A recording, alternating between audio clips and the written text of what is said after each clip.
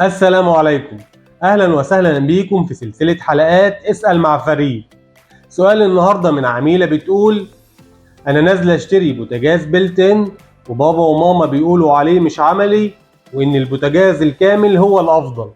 يا ريت أعرف من حضراتكم إيه الفرق بينهم. قبل ما نعرف الفرق بين البوتاجاز الكامل والبلتن، لازم تعرفوا إن الصناعة بتاعة البوتاجاز بصفة عامة بتنزل 3 صناعات: الإيطالي والتركي والمصري.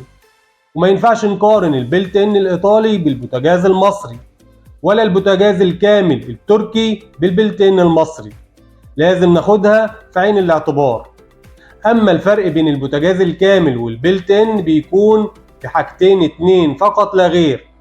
اول حاجة ان شكل البلت ان بيكون احدث، والتصميم بتاعه بيتماشى مع المطابخ الحديثة اللي بنشوفها اليومين دول. الحاجة التانية ان فرن البوتاجاز الكامل بيكون منخفض وقريب من الارض، ولما نحط صينية فيه او نخرج صينية او نشوف الاكل بيكون متعب شوية.